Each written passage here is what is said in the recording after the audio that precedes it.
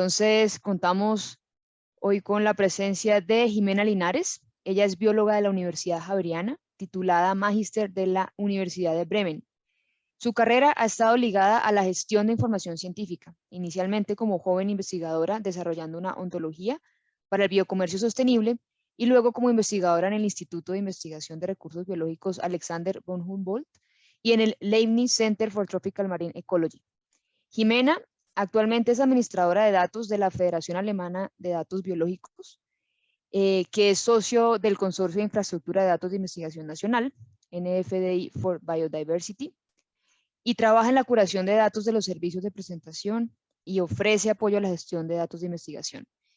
Hoy nos va a estar acompañando con una ponencia que se titula ABC de la gestión de datos de investigación. Bienvenida, Jimena. Y también nos va a estar acompañando Carlos Manuel Esteves. Él es parte del equipo regional del CEBIER. Su rol es de Customer Consultant, biólogo y magíster en biología de la Universidad Javeriana, candidato a doctor en ingeniería de sistemas y computación de la Universidad Nacional de Colombia. Tiene 5 años de experiencia en gestión de investigación y transferencia de resultados de investigación desde las direcciones de investigación de la Universidad Nacional y también del Rosario. Se ha desempeñado como profesor universitario de cátedras de bioquímica y uso de las tecnologías de información y computación en educación. En la actualidad, Carlos se desempeña como consultor para la División de Inteligencia de la Investigación en la región de Latinoamérica Norte del CEBIER. También bienvenido, Carlos. Y Carlos, en una segunda parte de esta sesión, nos va a estar compartiendo un poco sobre las plataformas que tiene el CEBIER para los datos de investigación, que es el tema que nos reúne hoy. Entonces, bueno, sin más preámbulos, te doy el paso, Jimena, cuando quieras encender tu cámara y compartir pantalla. Adelante. Buenos días, Diana. Buenos días a todos. Muchas Buenos días, gracias por la Jimena. invitación. Voy a compartir la pantalla. Por favor, Dale. ¿puedes ver? Está perfecto. Te Ok, escuchamos y muchas vemos la gracias. pantalla. Adelante. Perfecto, muchas gracias. Bueno, pues como ha sido mencionado, hoy vamos a discutir un poco sobre gestión de datos de investigación, que es un tema muy importante en cualquier disciplina científica. Yo trabajo en administración de datos biológicos, sin embargo, pues la gestión de datos, como lo mencioné, aplica en cualquier tipo de ciencia, en cualquier tipo de estudio y debería ser aplicada por cualquier persona, independientemente del rol que tengan dentro de un estudio o un proyecto. No solamente vamos a discutir hoy la gestión de datos, sino también vamos a abordar el ciclo de vida de los datos de investigación y principalmente nos vamos a enfocar en la primera etapa de este ciclo, que es la planificación. En esta es cuando se desarrollan los planes de gestión de datos y estos son los que también discutiremos durante esta sesión. Entonces vamos a tratar de abarcar los temas más importantes y pues con suerte resolver ciertas dudas que surjan. Para discutir la gestión de datos es importante saber a qué nos referimos cuando hablamos de datos de investigación. Los datos pueden ser considerados como cualquier información que ha sido reunida, utilizada o generada durante la experimentación, la observación o el análisis dentro de un estudio. Y esa es la información en la que sustenta y justifica los aportes científicos que se difunden en las publicaciones de investigación. Los datos de investigación se presentan en cualquier formato y en cualquier soporte. Por ejemplo, tenemos archivos numéricos como hojas de cálculo y tablas, documentos de texto, también tenemos imágenes, gráficos, archivos de audio, video, códigos o registros de software y bases de datos son también tipos de datos de investigación y unos que se aplican últimamente que son los datos geoespaciales y la información georreferenciada. Estos son solamente algunos de los ejemplos de datos. Tan importantes como son los datos de investigación deben ser compartidos por diferentes razones. Primero tengamos en cuenta que la producción de datos de investigación de buena calidad suele requerir mucho tiempo y dinero. Y los datos generalmente tienen un valor significativo más allá del uso de la intención en la investigación original, promueven innovación y tienen otros posibles usos. Compartir los datos de investigación nos beneficia a todos de muchas maneras. Por ejemplo, ayuda a fomentar el debate científico. Da lugar a nuevas colaboraciones entre los usuarios y los creadores de los datos. maximiza la transparencia en la investigación, permite la revisión de los resultados de la investigación y fomenta y mejora la validación de los métodos que se usaron en la investigación. Además que como un beneficio agregado aumenta el impacto y la visibilidad de la investigación para los científicos. También es importante compartir los datos porque se ha vuelto un requisito para muchos financiadores. Generalmente a la hora de aplicar para una financiación para un estudio, se requerirá que no solamente se compartan los datos, sino también los resultados. Y esto es vital para garantizar que la información se preserve en el tiempo. Y también, pues, las revistas científicas exigen cada vez más que se compartan los datos y se depositen en una base de datos o en un repositorio accesible. O sea, es un requisito. La gestión de datos de investigación, conocida en español como GDI y en inglés como RDM, se refiere al manejo diario y al flujo de datos de investigación dentro de un proyecto. También se refiere a las prácticas que apoyan la preservación de estos datos a largo plazo, el acceso y el uso de ellos una vez el proyecto sea finalizado. Generalmente las actividades en gestión de datos incluyen planificación, documentación, formato, almacenamiento y control del acceso a los datos. Lo ideal es que la gestión de datos de investigación se realice de acuerdo con ciertos principios. Unos de los más comunes son los principios que vemos aquí, en inglés los principios FAIR, pues son los más recomendables y los aplicados. Para los que no conocen los principios, voy a mencionar rápidamente de qué se trata. Los principios de datos FAIR se lanzaron en el 2014 y se publicaron en el año 2016. Son promovidos por una comunidad conocida como Force 11, que es una comunidad de académicos, bibliotecarios, archivadores, editores y financiadores de la investigación. Originalmente los autores tenían la intención de proporcionar un conjunto de principios guías. Sin embargo, estos principios se han convertido en este momento en el centro para la mayoría de los actores de la comunidad de gestión de datos de investigación y se han introducido en muchas directrices de los financiadores, especialmente en Europa, pero también en las editoriales y en las políticas institucionales. Los principios FAIR están definidos, como el acrónimo en inglés lo dice, a principios encontrables, accesibles, interoperables y reutilizables. Hay una gran variedad de documentación sobre estos principios y para esto hay algunos links en el caso de que quieran profundizar en el conocimiento sobre FAIR.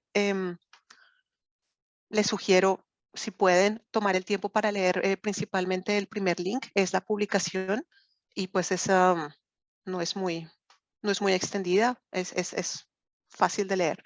En este caso, solamente voy a explicar brevemente de qué se tratan los principios, pero pues sugiero revisar la publicación en todo caso. Cuando estamos hablando de encontrables, estamos hablando de findable en este caso, entonces la letra F. En este caso nos referimos que no solamente los datos, sino los datos que describen los datos deben ser no solamente encontrables por humanos, sino también por los computadores. Y para esto deben contar con un identificador persistente, que se conoce como DOI por sus siglas en inglés, que es un identificador de objeto digital. Un DOI es un enlace permanente en forma de código alfanumérico que ayuda siempre a encontrar el artículo y los datos relacionados con él. Es diferente a una URL que se usaría en una página web porque los DOIs no cambian en el tiempo, mientras que las URLs pueden cambiar constantemente y desaparecer. Con la ayuda de un DOI se garantiza que no solamente los datos sean localizables, sino que siempre estén persistentes. Luego ahora vamos a la letra A, que es para accesibles. Y quiere decir que una vez que sean encontrados los datos, los usuarios necesitan saber cómo acceder a estos datos. Y los datos deben ser fácilmente recuperables mediante el uso, por ejemplo, de protocolos de comunicación estandarizados, protocolos abiertos, gratuitos y universales. Y también se debe garantizar que los datos que describen estos datos, es decir, metadatos o metadata, como está aquí escrito, también deban ser accesibles. Luego tenemos la I, que se refiere a los datos interoperables. Quiere decir que los datos necesitan trabajar con aplicaciones o con flujos de trabajo para garantizar su análisis, almacenamiento y procesamiento.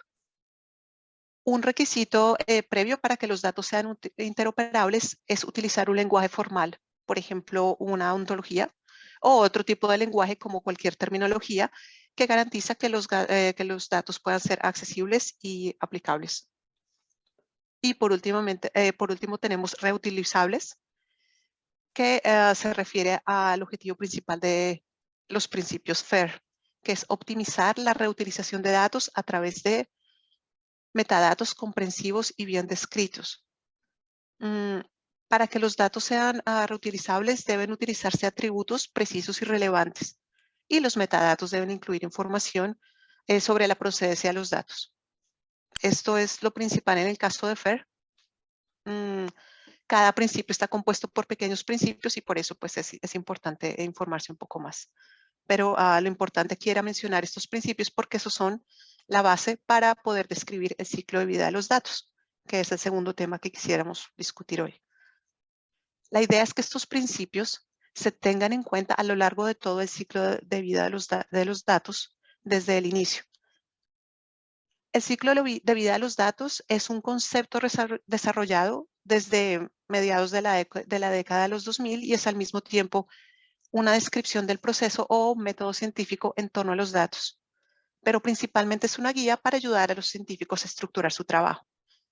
El ciclo de vida de los datos tiene generalmente 10 actividades o fases, las cuales ahora describiré brevemente por cuestión de tiempo, pero pues pueden ser estudiadas con detalle siguiendo el link que se puede encontrar en esta presentación o sencillamente pues buscando en un buscador ciclo de vida de los datos.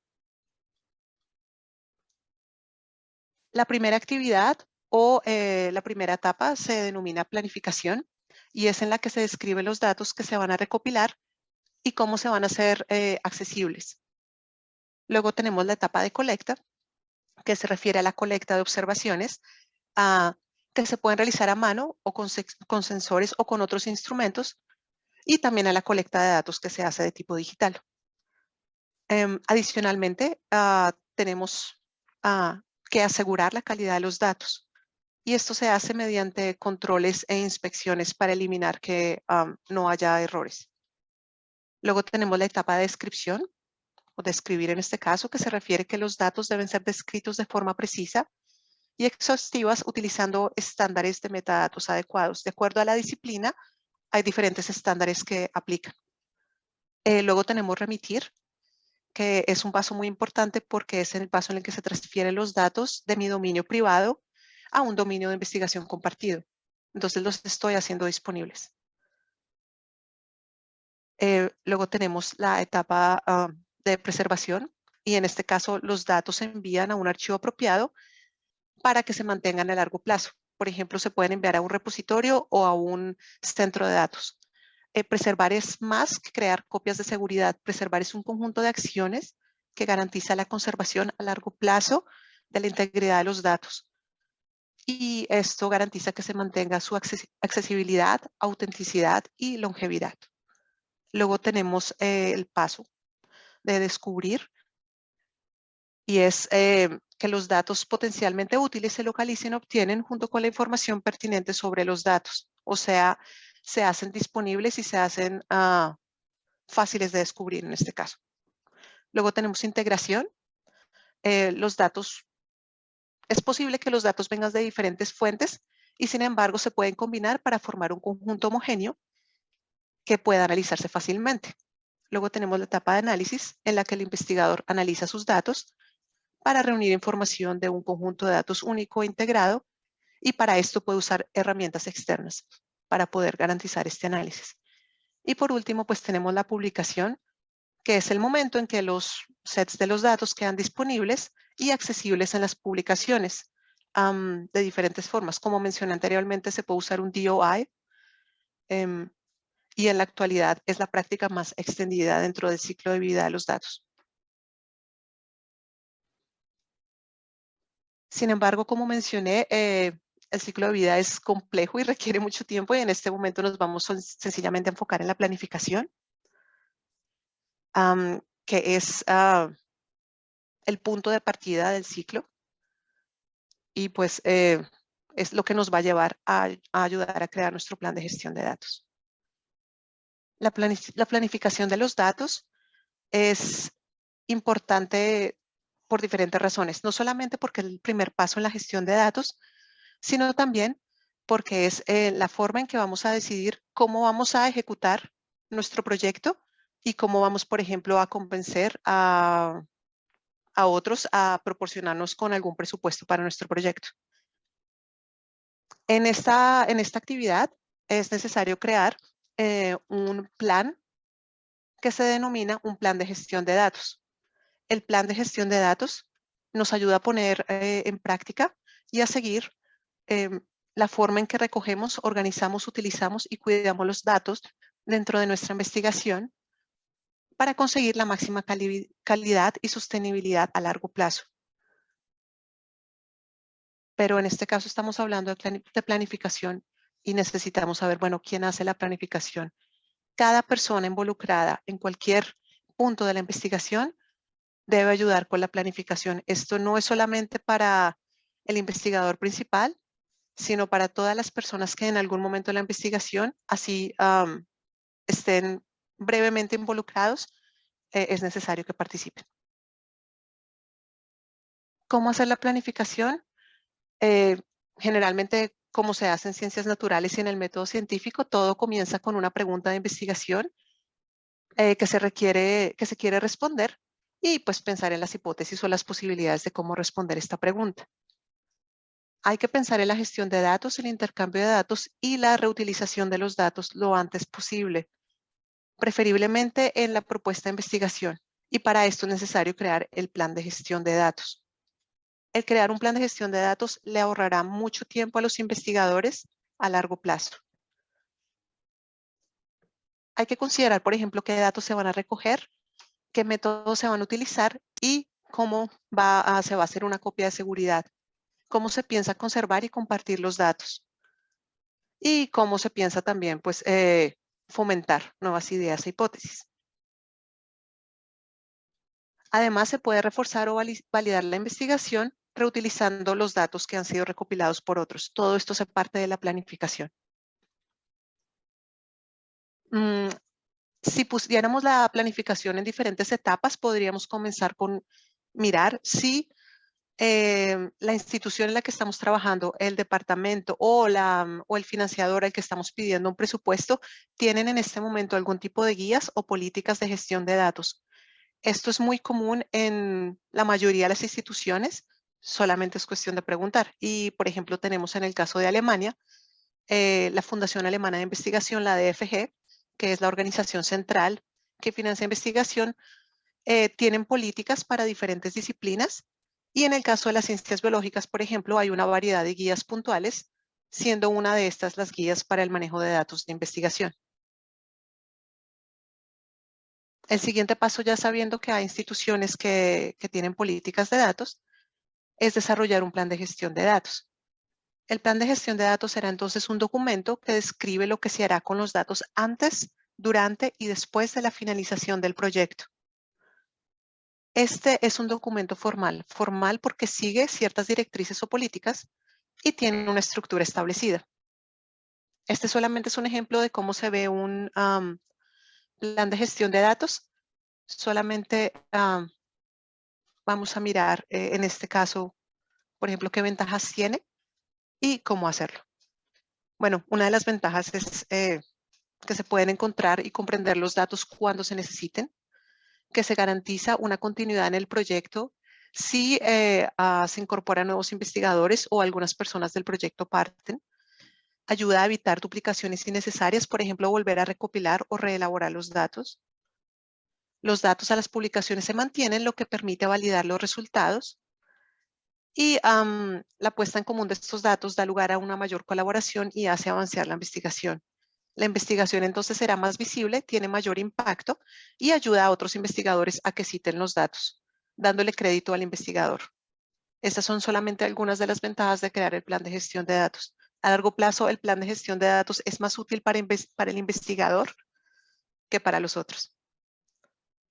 Un buen plan de gestión de datos debe abarcar en general los siguientes puntos: cómo se adquirieron los datos, cómo se va a garantizar la calidad, cómo se va a manipular y a almacenar los datos en el medio tiempo antes de archivarlos, cómo se va a llevar a cabo el archivo a largo plazo, cómo se van a analizar los datos y cómo se va a llevar a cabo la publicación.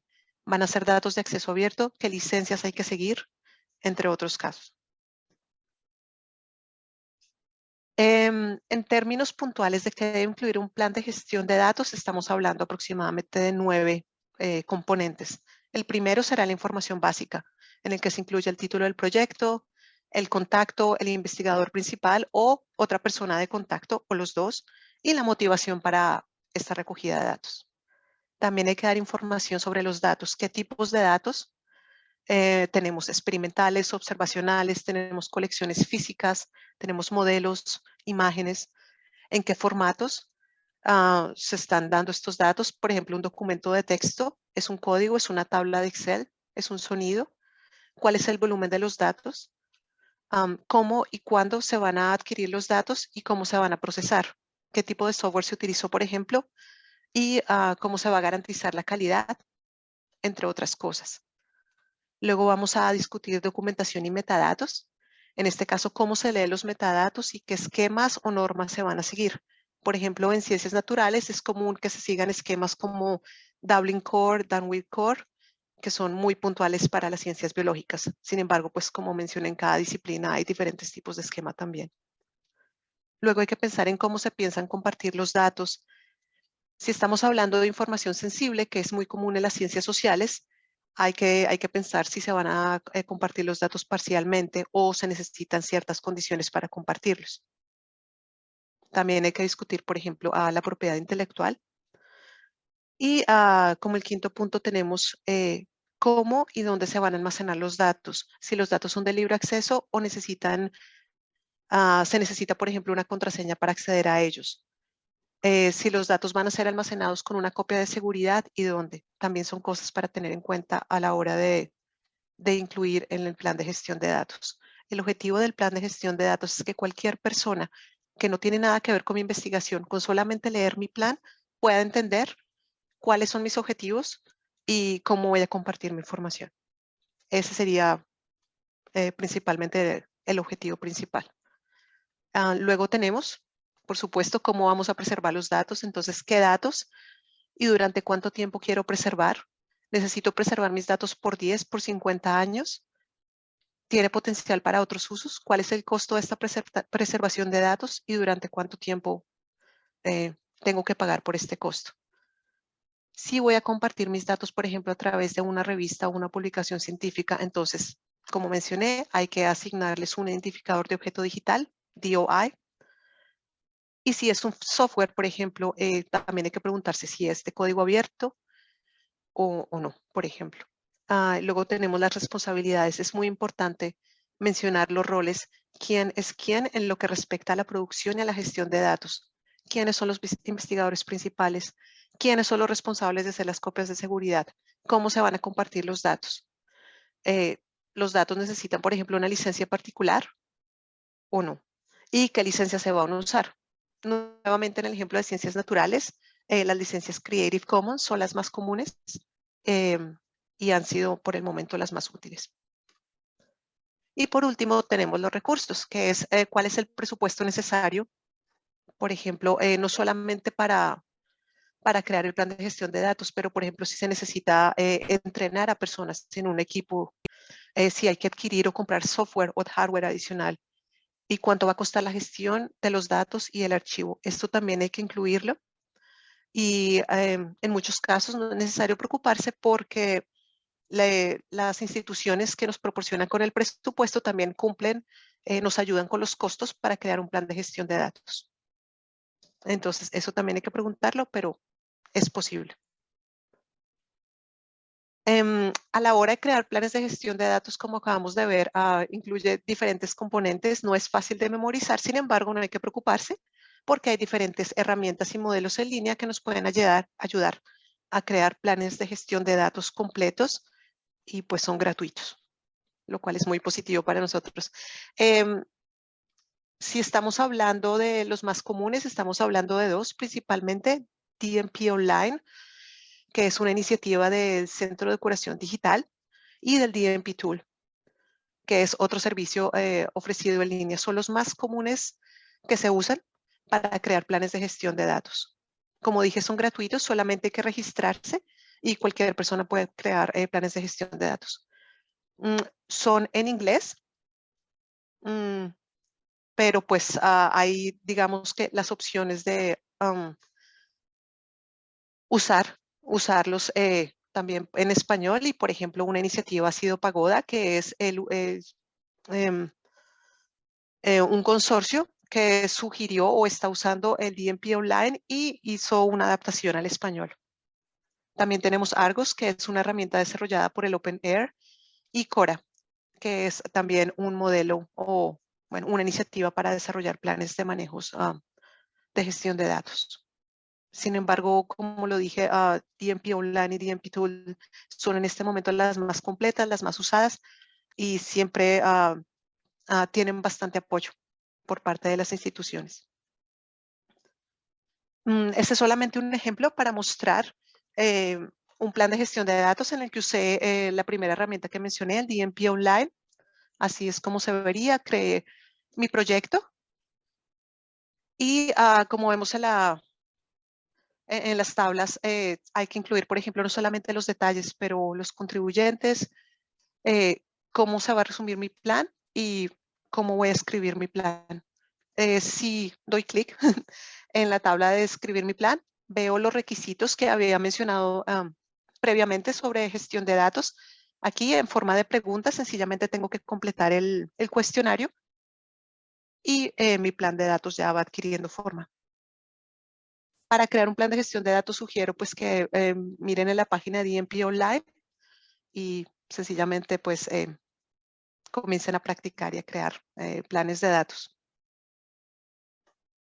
Este sería un ejemplo también extraído de la misma página, que es así es como se ve inicialmente a la hora de presentarlo en un proyecto para una fundación para obtener presupuesto, y ya con más detalles sencillamente se responden cierto tipo de preguntas relacionadas con las diferentes etapas que mencioné previamente. Hay más ejemplos disponibles. La mejor forma de trabajar un plan de gestión de datos sencillamente es mirando ejemplos y jugando con los modelos que hay. Pues cada persona y cada institución maneja digamos, una diferente intención. También hay, bueno, como mencioné, hay más planes públicos que están disponibles en DMP Online, por ejemplo, que sugiero pues también que miren cuando tengan el tiempo. Y si podemos todo esto en un resumen, lo importante es mencionar que en los planes de gestión de datos, los siguientes 5 componentes siempre deben ser incluidos: la información sobre los datos y en qué formato están presentes, el contenido y el formato de los metadatos, cuáles son las políticas de acceso o intercambio y el formato que se usa, cómo se van a almacenar los datos a largo plazo y pues el presupuesto. Sencillamente porque pues repetición es importante. Solamente quiero mencionar nuevamente que la gestión de datos es necesaria en cualquier proyecto, en cualquier tipo de disciplina, que la planificación es el punto de partida en el ciclo de vida de los datos y que la planificación es cuando se comienza a pensar en crear planes de gestión de datos, y que un plan de gestión de datos es un documento vivo, que quiere decir que se puede actualizar constantemente desde el inicio hasta el final de la investigación. Y aunque al principio puede ser un poco difícil crear un plan de gestión de datos, a medida que se vayan haciendo nuevos estudios y proyectos, los planes de gestión de datos van a ser un poco más fáciles de producir. Y eso es todo. Muchas gracias. Perfecto, Jimena. Pues muchísimas gracias por compartir esta información con nosotros. Sé que tú estás más en el lado de Europa, pero te cuento que en Latinoamérica esta tendencia de compartir datos, gestión de datos, es bastante importante en este momento. No tenemos preguntas por ahora, pero yo quisiera hacerte una, aprovechando que estamos por aquí. Em, bueno, lo primero es resaltar lo que dijiste, ¿no? Es lo amplio que es una gestión de datos. Hoy hablamos de una de las etapas del ciclo de los datos, pero bueno, ya tendremos oportunidad de ampliar un poco más. Sin embargo, lo que hablaste sobre los principios FAIR y, bueno, y también la importancia de compartir estos datos, creo que es algo a resaltar, tú que estás en el día a día con eso. Mi pregunta es la siguiente, porque lo hemos visto en instituciones en Latinoamérica. Hay a veces recelo o temor de compartir los datos por parte de los investigadores. Estamos muy acostumbrados a publicaciones, a lo que es el artículo y la publicación como tal, pero no al dato. Quería preguntarte si de pronto también has vivido eso en tu día a día y y de pronto resaltar algunos puntos que inviten a los investigadores a no tener ese temor y al contrario, tener los beneficios que ya mencionaste. O sea, además de ser un requisito para, muchas veces no estamos aplicando un financiamiento, simplemente es el día a día de la investigación y cómo eso contribuye a más colaboración o de pronto a más construcción de conocimiento a partir de. No sé si tienes algún comentario ahí al respecto. Bueno, sí, para comenzar, es algo muy común el temor a compartir los datos antes de la publicación. Generalmente lo que sugerimos o que los investigadores piensen es primero, eventualmente los datos van a ser compartidos. Si quieren compartirlo durante el proceso de publicación o al final de la publicación, eh, pues es bienvenido, pero si lo quieren hacer inicialmente también, el temor principal es que alguien vaya a usar esos datos y publicar primero, pero las posibilidades son muy bajas. Entonces es perder el temor y sencillamente poner los datos disponibles. Las personas que saben más cómo hacer el estudio son los propios investigadores. Entonces hay que perderle el temor al compartir y, y bueno, no, siempre hay una forma de garantizar que los datos estén disponibles y probar que los datos le pertenecen a ciertos grupos de investigación. Entonces, perder el temor, compartir es la prioridad. Sería lo Perfecto, primero. perfecto. Y con respecto a eso, mencionaste algunas licencias. Es decir, hay licencias para uso de los datos y poder también regular el uso que uno quiere que se le dé a esos datos, ¿correcto? Sí, también. Bueno, como mencioné, pues yo trabajo en el campo de la biología, entonces las licencias en biología, digamos que son un poco más relajadas. Em, Sin embargo, pues para ciertos tipos de ciencia, principalmente las ciencias sociales, cuando se trabajan con humanos, cuando se trabaja con medicina, en el caso ahorita con COVID, eh, digamos que hay mayor temor para compartir los datos porque pues están involucradas la información personal de las personas con las que se hacen los estudios. Em, en ese caso también se puede pedir en en las instituciones que nos están apoyando.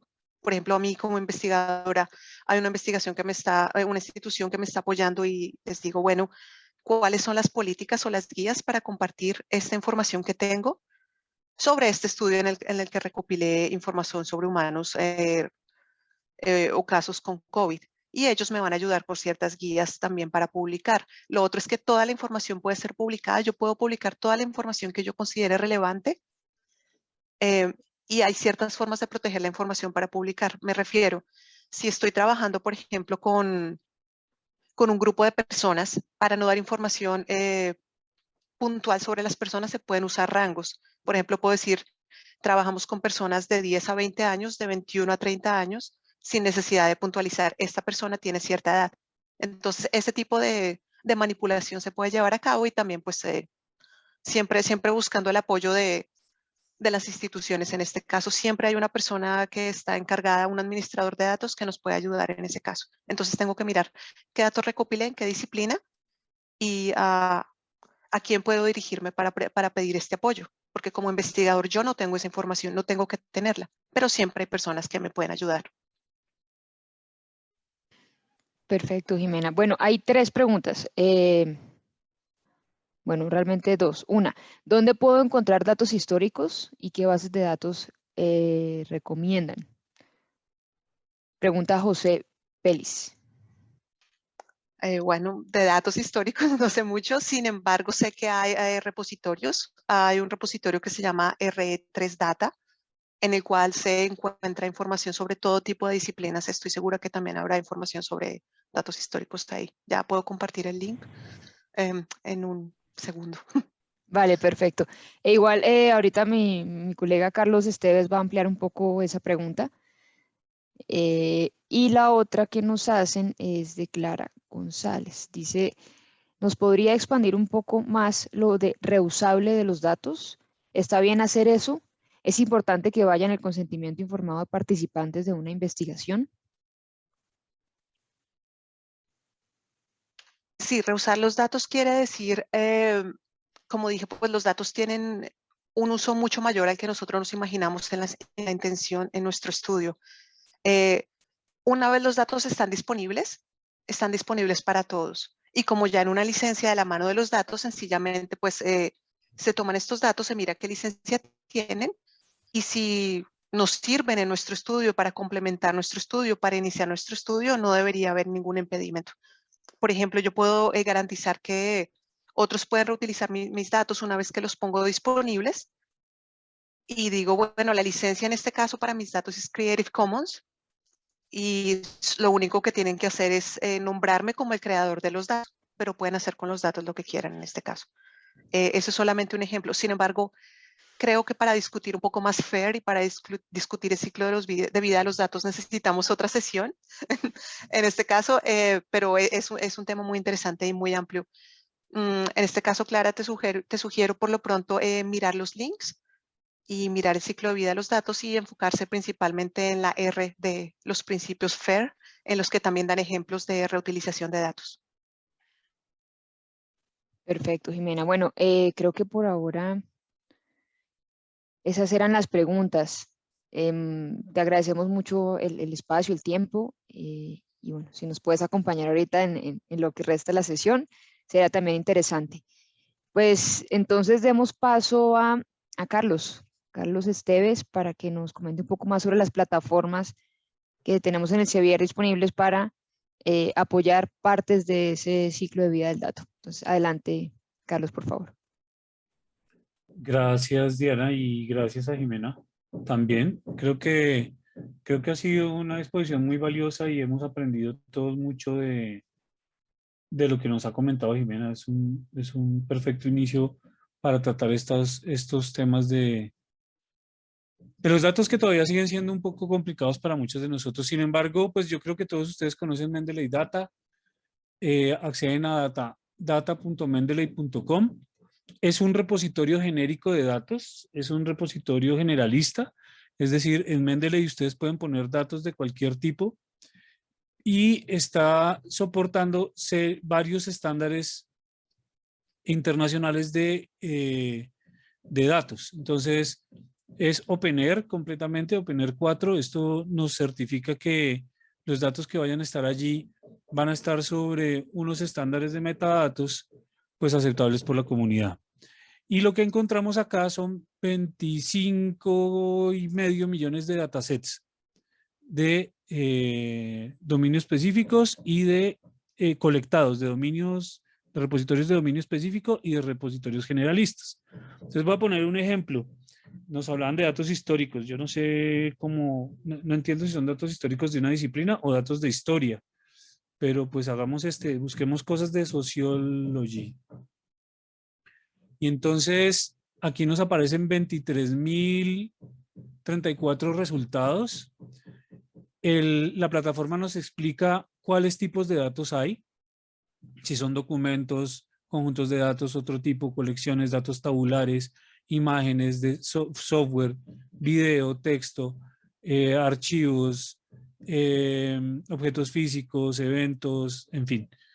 Y también nos dice qué tipo de repositorios, si son repositorios de datos o son repositorios de artículos y cuáles son esas fuentes de las cuales se ha colectado. Mendeley Data está colectando de cerca de 2 millones, está colectando datos, o es como un índice, como si fuera un Scopus, pero para datos, y está colectando de cerca de 2 millones de repositorios de datos de investigación. Entre esos, pues ustedes ven aquí qué tipos de repositorios se colectan. Entonces, datos que estén en Figshare, en Zenodo, en Crossref, en Mendeley Data, Apollo Cambridge, la Universidad de Viena, el repositorio de la Universidad de Viena, Open Science Framework, el Dataverse, el servidor de datos de Harvard, el Dataverse, Periódica, la Universidad Nacional de Australia, la Universidad de Ottawa, el DSpace de Washington, en fin. Ustedes pueden ver la cantidad de repositorios de los cuales se ha colectado información y esto es solo la primera página de un montón más. Solo quería mostrarles, pues, como por ejemplo, a ver, como para irles por esa pregunta de los datos históricos, o no sé, de pronto datos tabulares. Yo puedo seleccionar solamente los datos tabulares. Aquí en el preview me indica qué son, me dice que es un dataset. Si los quiero exportar la referencia, digamos, o la referencia de los metadatos, o si yo quiero tener una vista previa de los datos, como es una tabla, entonces aquí tengo una vista previa sin necesidad de descargarlos, porque a veces son unos conjuntos de datos inmensos y dependiendo de la velocidad o la disponibilidad de red o la misma capacidad del repositorio en el cual están alojados, puede ser un reto descargarlos. Entonces aquí tenemos una prevista de esos conjuntos de datos y podemos saber con mucha más certeza si es un conjunto de datos que nos va a servir o no para el trabajo que estamos tratando de llevar a cabo. Por ejemplo, este es algo de los estudiantes de Martinica. Los datos ya nos damos cuenta que están en francés. Si yo no sé ni un pepino de francés, entonces yo digo, ay, mejor como que de pronto no los descargo o no me interesa. A mí me interesa son los datos de esa encuesta. Entonces, esto es bien importante como un buscador de datos de investigación. Pues podemos buscar por cualquier tipo de datos, biodiver, y voy a poner acá, y aquí me van a salir todos los datos que tengan que ver con cosas de biodiversidad, por ejemplo, ¿cierto? Y así ustedes pueden hacer búsquedas avanzadas. Aquí hay una instructivo de cómo hacer búsquedas avanzadas de esto. Pero no es la única, no es lo único que podemos hacer, tener, digamos, un repositorio de datos en el cual buscar. Yo también puedo incorporar datos, ¿no? Añadir datos al repositorio. Entonces yo me puedo ir a mis datos y tengo una interfaz para incorporar datos. Entonces yo puedo crear una colección, crear proyectos, crear un dataset. Y esto es muy importante con respecto a la gestión de los datos de investigación, a los datos vivos de investigación. Nosotros tenemos referencia, pues, que para una institución universitaria, por ejemplo, el 90% de sus datos de investigación se encuentran en esos repositorios dispersos por todo el mundo. Un 10% de los datos están, o cerca de un 10% de los datos están en el repositorio de datos de la institución, pero hay un conjunto de datos del cual es muy difícil que la institución haga seguimiento y son los datos vivos de investigación. Son los datos que se están generando en este momento. Son los datos que nos contaba Jimena, que están en este momento trabajándose y que tienen un plan de gestión. La plataforma, una de las plataformas en las que yo puedo trabajar esto es justamente esta plataforma que, bueno, Mendeley Data o Data Mendeley va a sufrir un cambio este año.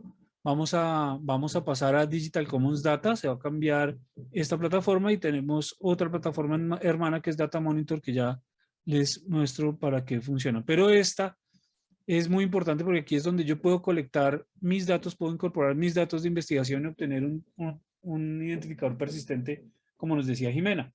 Si yo quiero poner mis datos a disposición, puedo utilizar el repositorio de datos de mi institución, en caso de que lo tenga, y si no lo tiene, puedo o no quiero, puedo utilizar un repositorio como este, en donde yo puedo crear un nuevo conjunto de datos. Aquí me va a pedir el nombre y en el momento en que me pida el nombre, pues va a crear ese dataset.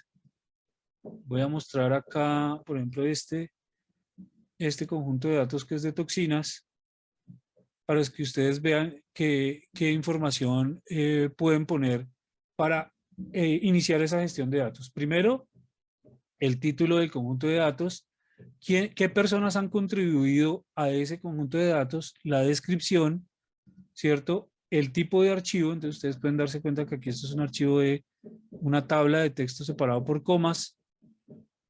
Yo puedo adicionar otros datos o traerlos de la nube.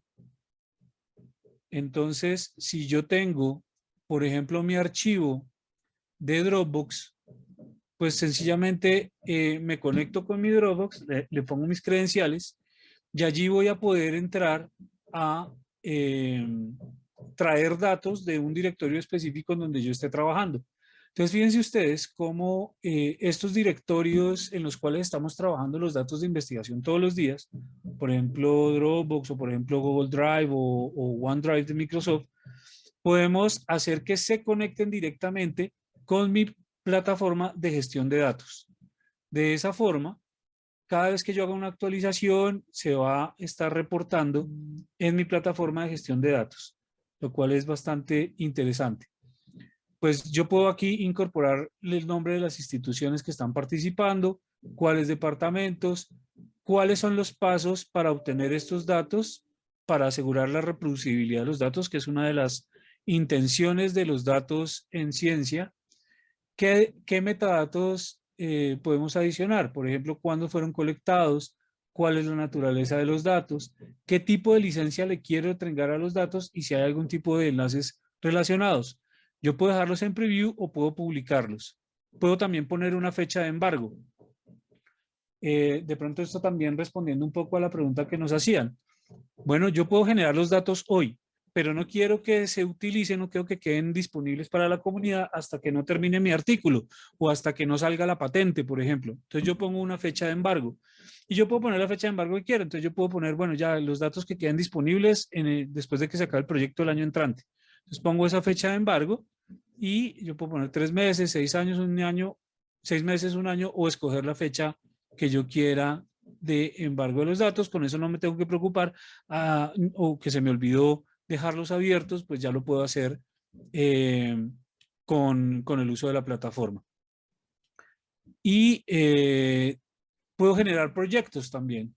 Puedo generar proyectos en donde yo pueda colaborar con o colecciones de datos. Un proyecto en donde yo pueda colaborar con diferentes personas. Entonces yo tengo acá, por ejemplo, este conjunto, este proyecto. Este proyecto estamos participando unas personas, en este caso aquí están los miembros que participan del proyecto.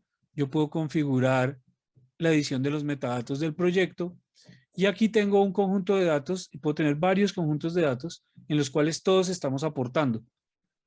Ninguno se ha publicado todavía. Cuando se publiquen, entonces se hace el enlace entre la publicación y los datos que hicieron parte de esas publicaciones.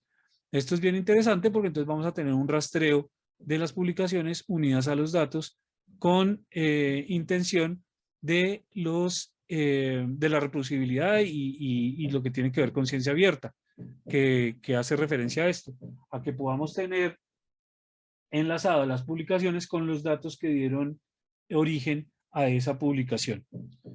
Y finalmente tenemos una herramienta, una solución que nos permite en este caso poder hacer curaduría a nivel institucional. Esto sí es a nivel institucional.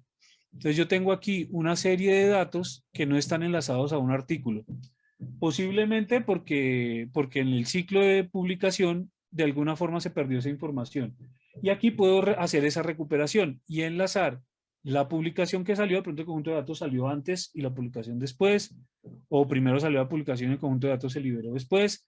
En todo caso, de alguna forma están desenlazados y con esta plataforma yo puedo dar cuenta de hacer el enlace entre la publicación y los conjuntos de datos que hicieron parte de esa publicación. Esto era básicamente lo que les quería mostrar para que tuvieran una referencia de una plataforma que pueden utilizar libremente.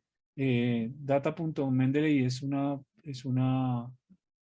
plataforma libre que ustedes pueden utilizar para alojar sus datos pues con toda la seguridad del caso. Y pues como ustedes se dan cuenta, pueden acceder y pueden buscar conjuntos de datos de cualquier área disciplinar. Esto es lo que les quería compartir.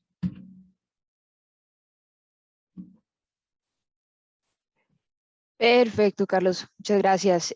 Bueno, pues por ahora no tenemos preguntas. Entonces, déjame revisar aquí bien. No, no tenemos más preguntas. Entonces creo que bueno, con tu presentación, bueno, sí hay una pregunta. Andrés nos pregunta cuál sería la función del Data Monitor.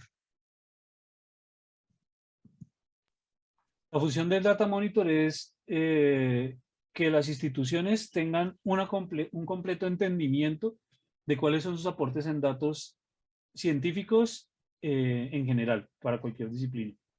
Es como si fuera un Scopus, pero ya no de publicaciones, sino de datos.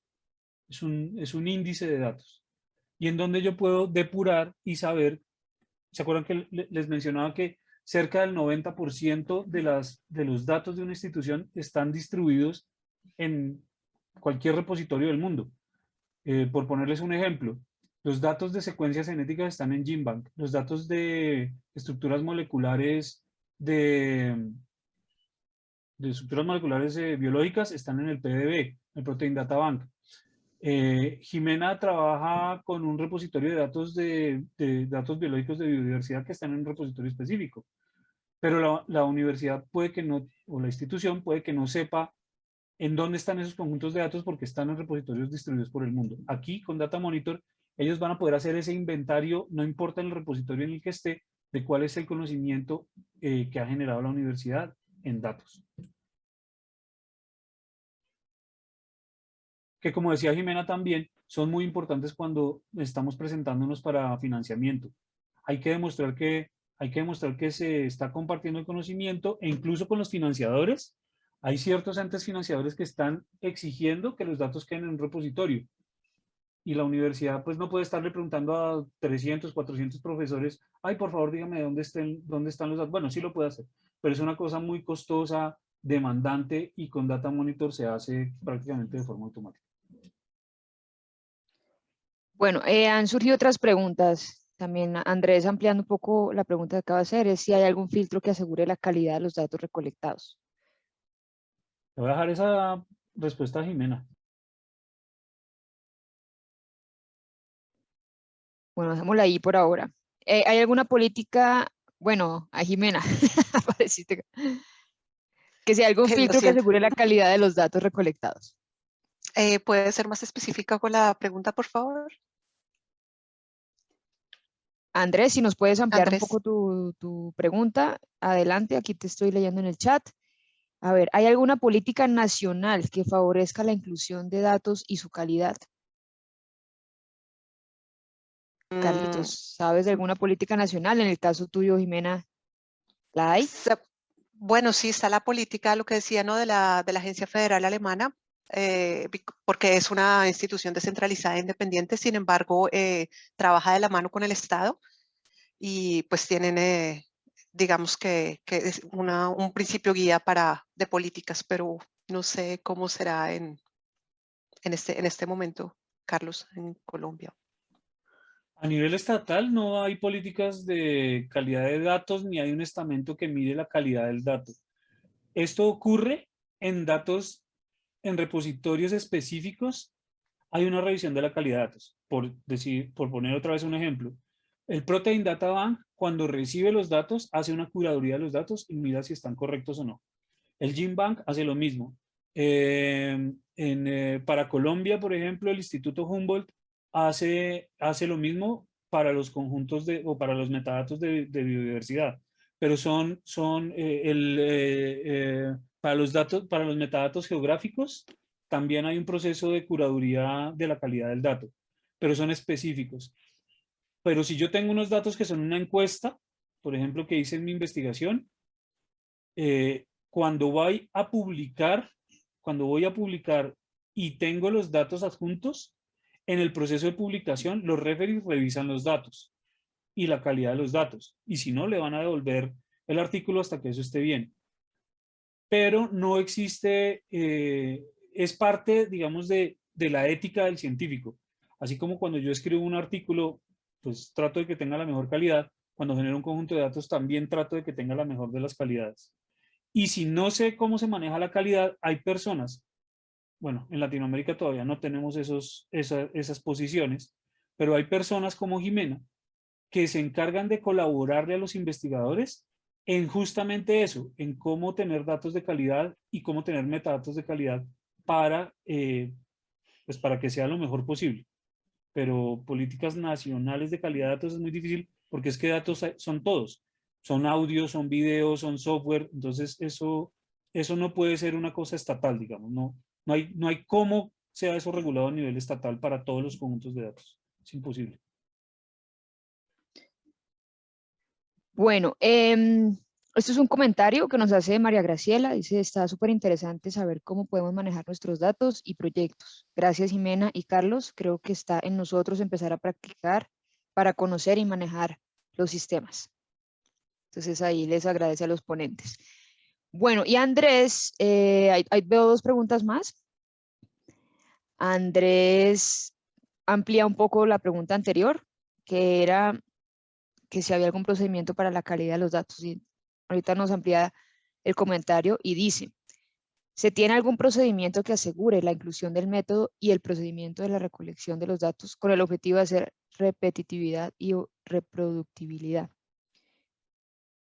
Bueno, si quieren yo tomo esa pregunta, si entiendo bien. Porque creo que, bueno, aquí durante la sesión, o sobre todo en la intervención de Carlos, se hizo mención a tres soluciones, vamos a llamarlas así. Una es Mendeley Data, que es la versión, digamos, de libre acceso para un investigador, para que pueda encontrar datos y publicar datos como investigador. Está Digital Commons Data, que es una versión institucional, y ahí, Andrés, precisamente esta versión institucional lo que busca es que las políticas de gestión de datos de una institución se mantengan y se respeten a través de la plataforma. Entonces, por ejemplo, hay unos mecanismos de moderación en donde alguien debe aprobar al investigador de la institución si el dato está con los datos requeridos, con la calidad que se requiere, con la información que se requiere, para que ahí sí la puedan aprobar y se publique para ti como investigador y para la institución. Eso es Digital Commons Data y es la gestión del dato desde que se crean hasta que se publican y se gestionan a nivel institucional. Y está Data Monitor, que como Carlos mencionó ahorita, es una solución para las instituciones para que puedan rastrear los datos de investigación de su institución en los innumerables repositorios de datos que hay en el mundo.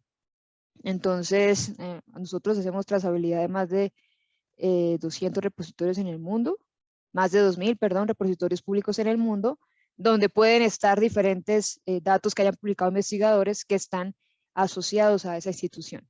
Entonces, ese es el panorama de las tres soluciones de gestión de datos que hemos conversado hoy.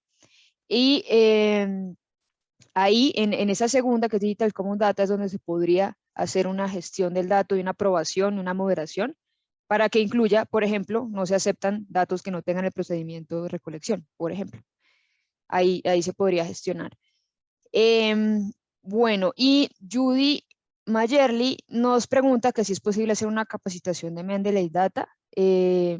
Pues Judy, si nos puedes escribir, yo voy a dejar por acá para todos mi correo.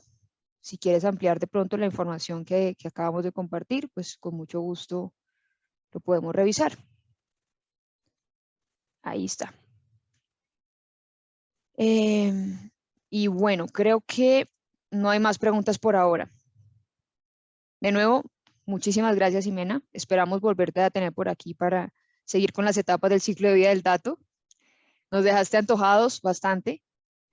Gracias a ustedes por la oportunidad. Es un tema un poco complejo y de primeras puede ser mucho, pero definitivamente es un tema útil y yo hubiera querido aprender esto cuando estaba haciendo mi pregrado. Me hubiera facilitado la vida y los estudios, pero bueno, lentamente esto está siendo común y se está divulgando, que es lo que importa, ¿no? Buenísimo. Con más razón te volveremos a invitar para seguir conversando al respecto.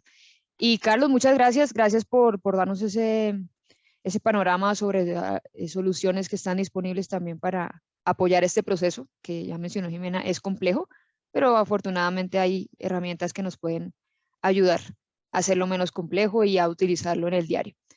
Bueno, sin más, agradecemos mucho a todos su asistencia. Voy a dar paso a Karen para cerrar la sesión y para que nos dé algunas indicaciones de cómo pueden obtener certificado de asistencia a esta sesión. Adelante, Karen. Gracias, pues muchas gracias Jimena, Carlitos, Diana por la sesión del día de hoy. Definitivamente, como tú dices, es un tema que trae pues muchos conceptos y además quisimos hacerlo también de una manera en que todos pudiéramos como iniciar en este temática para tener otras charlas adicionales y un poco más profundizar también en el Sevier Live y en otras actividades que hacemos. Les comento un poco también acerca de Zoom Events. Entonces, como iniciamos en febrero, ¿cierto? Con esta nueva plataforma, estamos teniendo pues un periodo en donde la estamos probando. El periodo llega a su final en este mes. Regáleme un...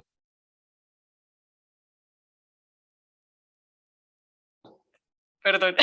Entonces, ahí vamos a tener, vamos a enviarles una encuesta a todos nuestros asistentes para ver si continuamos con esta plataforma o si regresamos a nuestro Zoom habitual, que hemos también recibido, que es mucho más fácil, que era un poco más fácil ingresar. Entonces vamos a escucharla, ¿sí, Rubén? Lo conocemos. Esta tiene otras ventajas adicionales, las grabaciones, la interfaz, bueno, todas unas ventajas diferenciales, pero pues efectivamente estamos aquí es para trabajar para ustedes y que sea lo más fácil posible ingresar a estas sesiones. Entonces, pues invitarlos nuevamente a nuestro grupo de Facebook, el del Sevier Live. El calendario de este mes tiene ponentes invitados, iniciando con Jimena, que esperamos tenerla en otra de nuestras sesiones para profundizar un poco más en estas temáticas, si quisiera. Ahí estamos recibiendo algunos mensajitos también por interno sobre la temática. Entonces, adicional a esto, tenemos una sesión con una de nuestras revistas, con autores que han publicado ahí. Esta será más o menos en la tercera semana de mayo. Entonces, súper invitados a conectarse en estas sesiones también de publicación de artículos. No sé si para finalizar la sesión el día de hoy, el certificado de asistencia no es necesario volver a llenar otro formulario, el cual estábamos habituados con esta nueva plataforma. Ya sus registros de asistencia quedan automáticamente aquí, entonces para que no se preocupen, el día de mañana estarán recibiendo las instrucciones. Y por último, no sé si quieran hacer alguna pregunta, Diana, Carlos, a Jimena, aprovechando que todavía tenemos un tiempo adicional de la charla. Invitarlos pues para que aprovechemos este espacio también.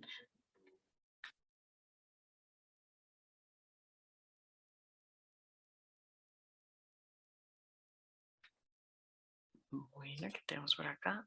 Bueno, nada, vemos que agradecimientos. Entonces, pues siéntanse libres de escribirnos, de pronto por interno, cualquier inquietud se la hacemos llegar a Jimena y al equipo. Bueno, pues muchísimas gracias a todos, que tengan un feliz resto de día, Jimena, por tu espacio y muchas gracias por el interés en participar y demás, por toda tu disposición. A ustedes muchas gracias y un buen día. Buen día para todos, que estén muy bien. Buen día, hasta luego.